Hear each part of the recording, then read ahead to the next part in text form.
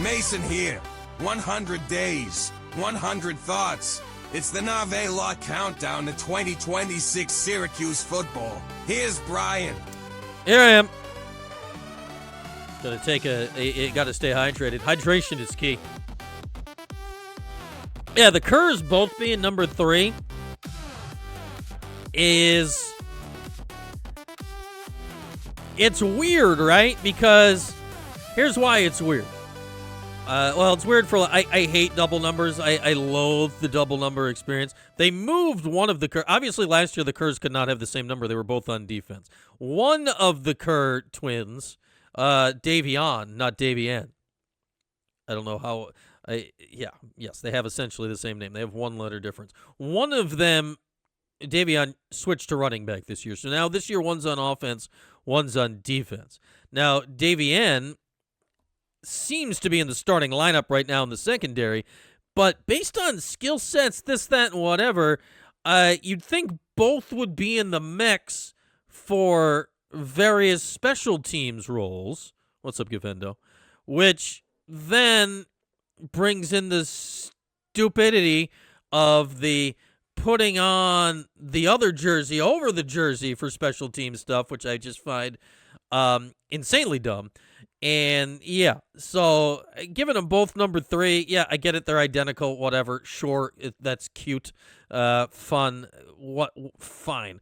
But then if they're both ending up on the same special teams at some point, and then somebody's got to wear this, and then if you ever get a penalty because of the double number special teams things this season, you flat out deserve it, because I find it so just can't we wear a different number? Can't we wear a different number? There's plenty of good numbers out there that just nobody's going to wear on the field this year, because they're just hey, we're hanging out down here in the not cool number section.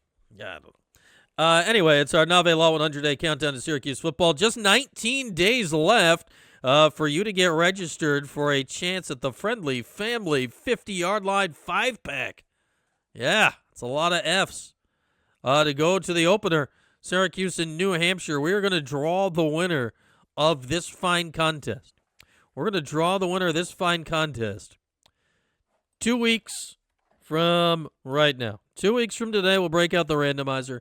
Link in the chat, QR code on the screen. Register. I'd say register early and register often, but it's too late to do it early because there's only 19 days left on the countdown. And just the way the Google form is set up, it only lets you register the once. So just register now, and you'll be ready to go. We'll pick the winner 2 weeks from today and get you all set up with the 5-pack of 50-yard line seats on the Cuse sideline for the opener against New Hampshire, Saturday, September 5th, high noon, inside the Dome. As far as our 2 weeks opponent preview today, we turn our eyes on Clemson. The mighty, or are they still, Clemson Tigers will be arriving in the Dome on Saturday, November the 7th, at a time to be determined. What is Clemson right now? Does anyone know what Clemson is right now? Because last year Clemson was, especially for them, meh. Is that the nice way? Clemson was just kind of meh. Here we are. Last year, Clemson was loading. Last year, Clemson was 7-6. We look at the life and times of Dabo. Dabo took over the job midway through the 2008 season when Tommy Bowden was fired as the interim head coach. Then he was named the full-time head coach in 2009. First full season, he went 9-5. Second season, 2010, Dabo went 6-7, much to the consternation of the folks in Death Valley. Then, starting in 2011, Dabo rattled off 1, 2, 3, 4, 5, 6, 7, 8, 9, 10, 11, 12 consecutive double-digit win seasons, including, and this was the 4-team playoff era, 4 trips to the college football playoff, including 3 trips to the title game and 2 national championships. since then, a.k.a. since 2022. 9-4, 2023. Like, okay. But you already saw, like, post Trevor Lawrence. Trevor Lawrence's last year was 2019. Every year after that, they've lost at least multiple games, at least 2 games. And they snuck into the playoff in 2024, a year they weren't going to make it, but they won the ACC title game on that last-second 50-plus yard field goal that put them into the playoff, and then they lost in the playoff. Then last year, like, this has not been what they've done. We know Syracuse has been there a lot. Last year, Clemson went to the Pinstripe Bowl. It's like, okay. Clemson went to the Pinstripe Bowl. Yeah, Dabo's finally taking transfers, but he's doing it beyond begrudgingly. And you just wonder here, like, Dabo caught the 2010s as perfectly as one could catch him. He got two generational quarterbacks in Deshaun Watson and Trevor Lawrence. 2. And he rode each of them to a national championship. 2. Like, most people are lucky to have 1 maybe for a career, but he caught 2 for their full collegiate careers, and he made the absolute most of it. Full credit. Since then, obviously, they haven't quite had the same punch at quarterback, regardless of who the person's been. Plenty of high recruits, but it hasn't worked out as generational. Guys we thought maybe were going to be generational. DJ Uiagalelei. Anybody? Turned out not to be. So, can they figure out quarterback this year? The last few years say the answer is not necessarily yes on that. Like, you had Cade Klubnik for the last few years. He was fine. Never great, but fine. Where is he, on the Jets roster now? It sounds like, is it Christopher Vizina? I don't know where the emphasis is in his name. Is the leader in the clubhouse right now for quarterback. Clemson quarterback 2026. Who the hell's their quarterback? What Dabo Swinney said about the Clemson football QB competition after first scrimmage. This is from 1 day ago. Okay. What do you got 1 day ago? Junior Christopher Vizina. I don't know where the emphasis is in his name. Freshman Tate Reynolds. I'm suddenly rooting for Tate Reynolds because that's easier to say. Remain in a tight race. So, midway through August, Clemson doesn't know who their quarterback is. Right? Doesn't know who their quarterback is. You got a veteran who's never really done anything, and you have a freshman coming in. Is there the Vizina? Vizina? That sounds nice. I suppose I could look it up, but guessing is more fun. And then you got a freshman in Tate here who arrived in January, are both in the mix. Dabo is comparing Vizina to Taj Boyd. Well, Taj is pretty good. Dabo also had Taj Boyd, who maybe not quite as generational as the other two. Damn close.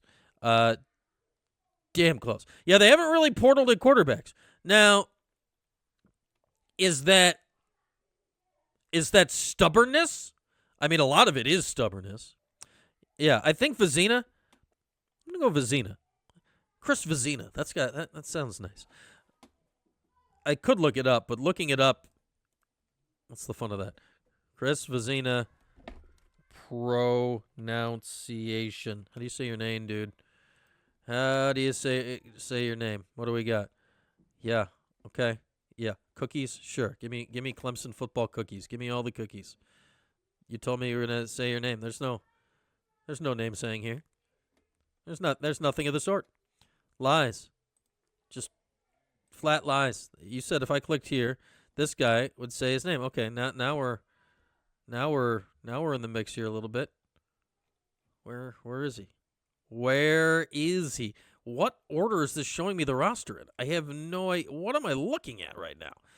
The Clemson website has just absolutely let's actually search the roster Z to A. He's more toward the back end of the alphabet. That'll get us where we need to be. All right, what? Okay, he said Vizina. I could hear it, not you. He said it right in my ear. Vizina. So Christopher Vizina appears to be the leader right now. But, yeah, Visine. It's an I situation. So right now, like Clemson, now one would figure by the first week in November, obviously this is no longer a conversation, or maybe it is. Maybe the veteran Vizina gets the starts because we have seen this from Dabo.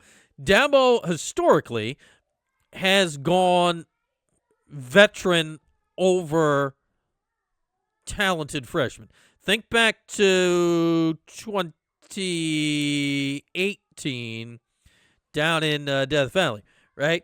Trevor Lawrence, the second coming, was there. Kelly Bryant, the returning starter, started the first 4 games of the season, I believe it was. Syracuse rolled in week 5. And remember all the stuff that happened in that week? It was Trevor Lawrence is named the starter. Now Kelly Bryant saying, oh, this was back in the 4-game redshirt rule transfer situation time. Kelly Bryant leaves the team. Then the Orange knock Trevor Lawrence out of his first career start. They've got the lead, and then godforsaken Chase Bryce came in and saved and won that game on the last drive of the game for Clemson. They go on to win the national championship that year before Bryce bounced around and eventually ended up at Duke. But like what we can take away from that year is that they went with a less talented guy in the senior over Trevor Lawrence when Lawrence was like clear and obvious was going to be the guy sooner than later. Now, I don't know if this is so much of that. Like Tate Reynolds. Let's look up Tate Reynolds. I don't know what his recruiting acumen is. Tate Reynolds. Let's see, 24/7 sports. He's only a 3-star guy. Like Trevor Lawrence was kaboom. Trevor Lawrence was as a 5-star recruit could ever get. Like, so right now you have a 2-year backup who basically never played competing with a mid-level high school recruit at quarterback in Tate Reynolds. Tate's other offers, and it looks like he only ever went to a visit to Clemson, where Arizona. Where's this guy from? This guy's from Arizona, which is already kind of outside Clemson's comfort zone. His other offers, where he's looking at Arizona, Arizona State, BYU, Baylor, ends up at Clemson. He was recruited by a Syracuse guy. He was recruited by none other than one Dino Babers when he was at Arizona. So there you go. But one of these guys can be Clemson's quarterback. Clemson ain't Clemson. Like, Syracuse beat him last year. Then obviously the Syracuse season, the wheels fell off because Angeli got injured for the year in that game. The Clemson that shows up in the Dome on November 7th is not, I don't think by any stretch of the imagination, the scariest team on the Orange schedule this year. Like, do they got dudes? Yeah, for sure. But when I'm looking at the Orange schedule, certainly the home schedule, because the home schedule has a lot of their more daunting opponents on it. I look at Louisville coming into the Dome, Clemson coming into the Dome, SMU coming into the Dome, and Notre Dame coming into the Dome.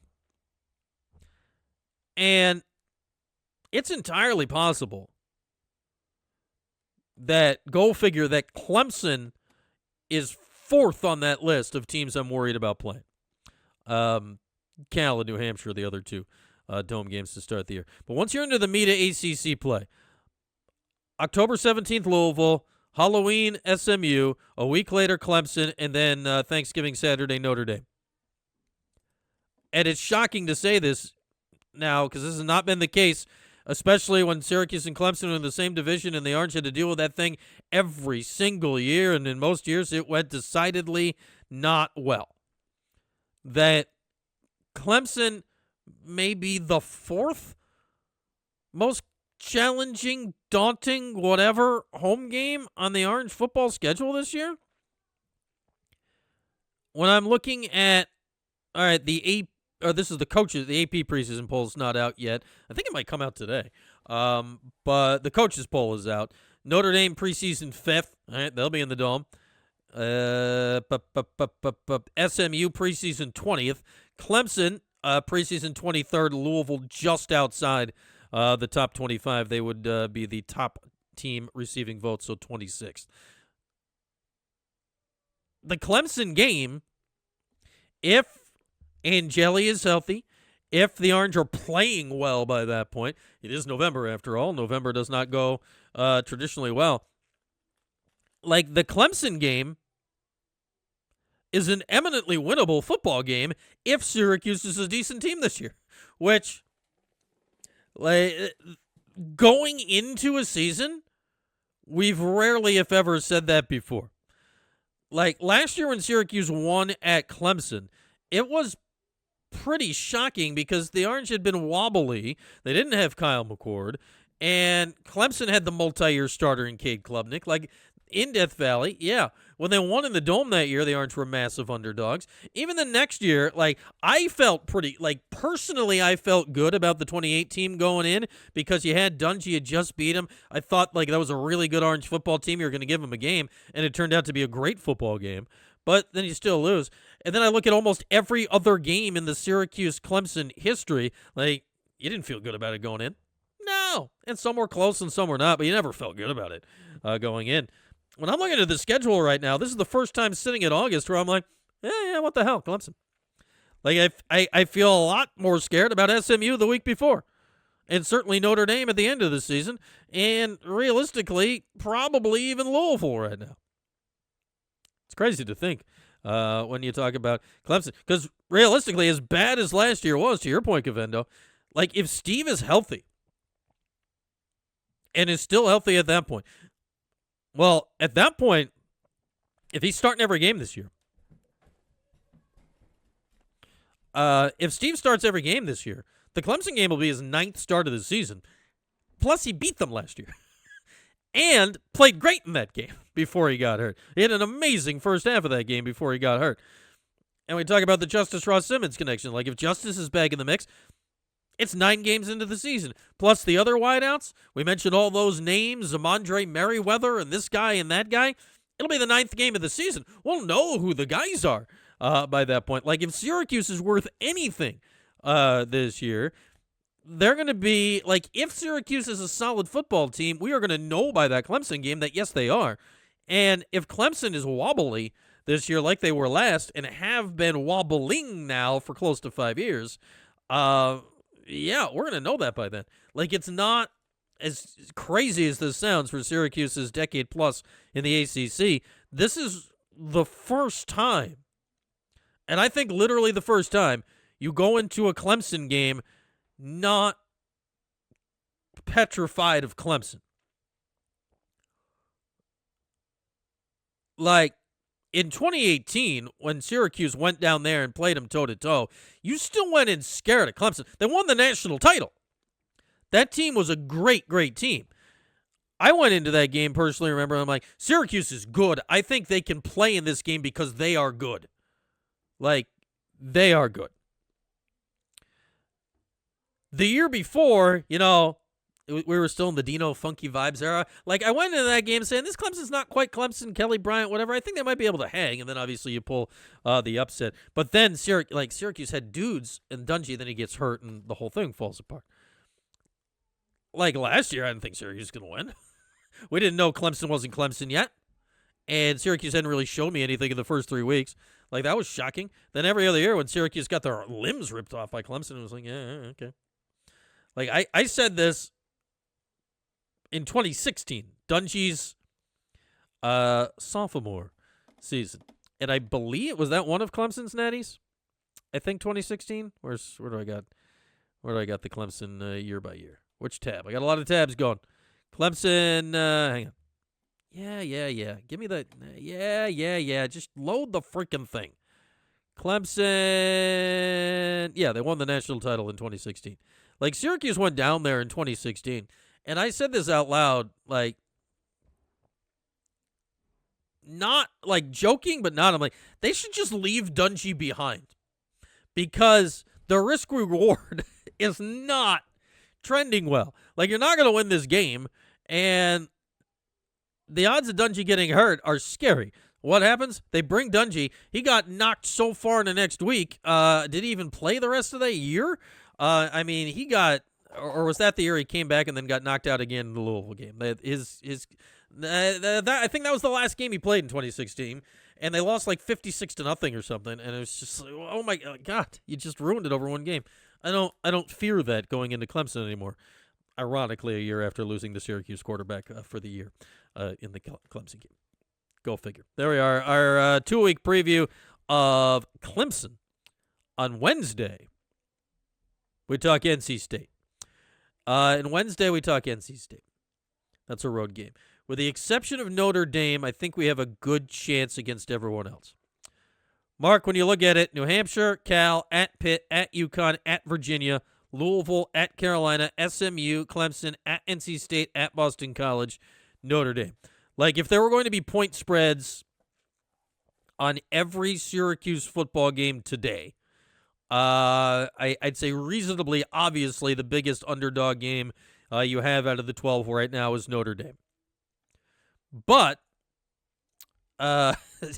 Triton's been wearing the same socks all year. Yeah, rock 'em.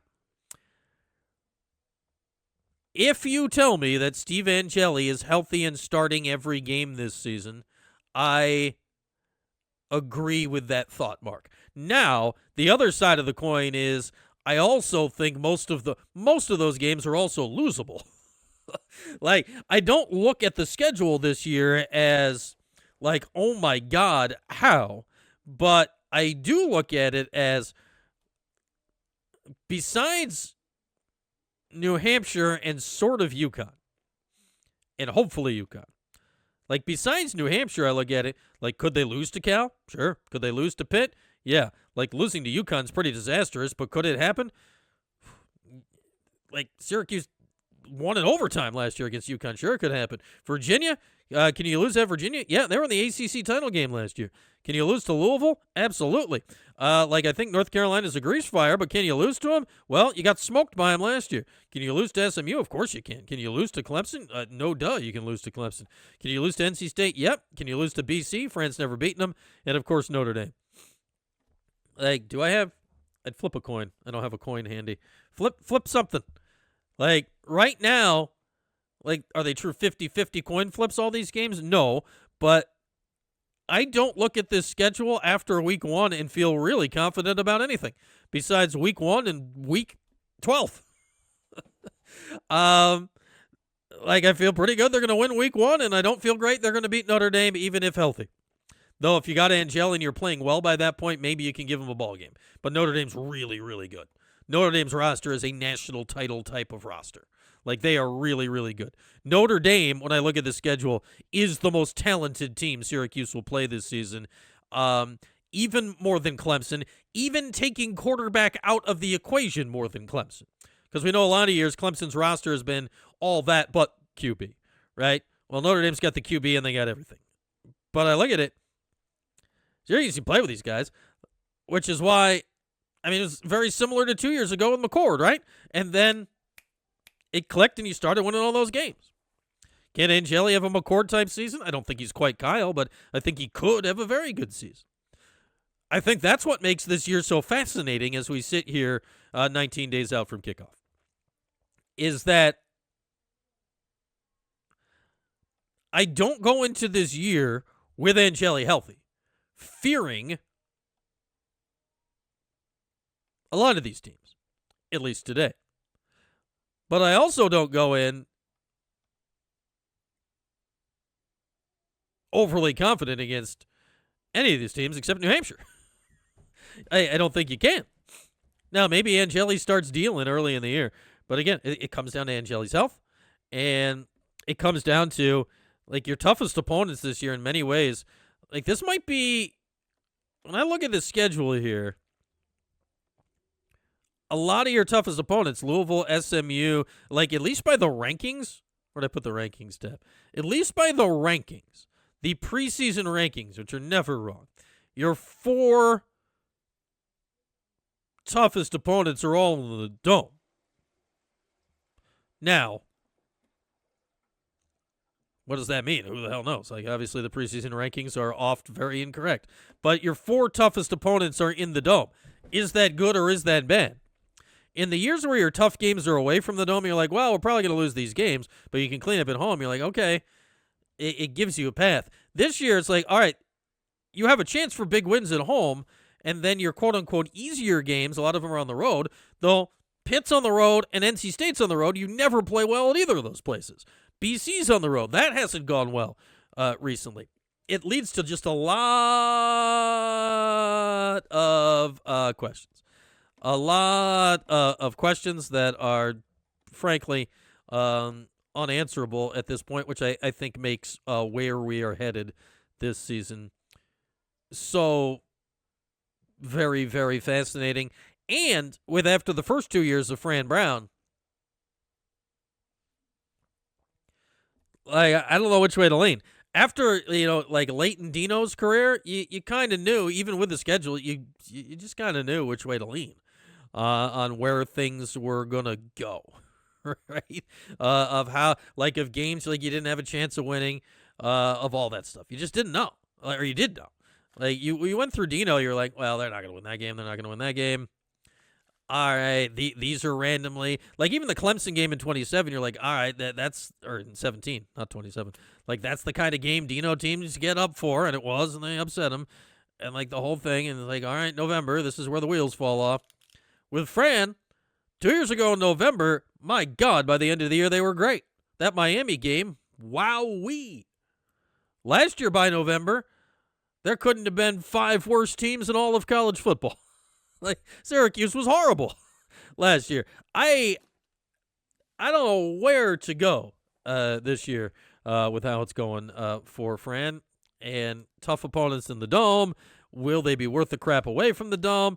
Like, 2 years ago, they went into, like, they kept going to the West Coast and winning. It was crazy. Like, Pacific time zone, 3 wins in the Pacific time zone? Yeah, sure, what the hell? It made no sense. So, we'll see. And I think that what makes, so far, 2 years plus into the Fran Brown era, it's so very, very interesting. All right. Yeah, where is Jen today? Is Jen on vacation or something? Some games in the Dino era actually required a playbook. Yeah, Mark. I'd say not even in hindsight. At the time, you're like, yeah, maybe a little more straightforward with it on one of these days. Yeah, I know you're begging for a longer show today, but there's a lot of things going on at the 315 compound today. So here's the plan for the week. We are back to, and there we are. We'll put the wraps on. Our 100-day countdown from Nave Law. Link in the boom chat. Make sure you are registered to win. So you can go to the opener courtesy of us. Courtesy of our friends at Nave Law. QR code on the screen as well. We'll draw the winner 2 weeks from today to get you into Syracuse in New Hampshire. 5 in the 50 from Nave Law. There we are. Our Nave Law 100-day countdown to Syracuse football.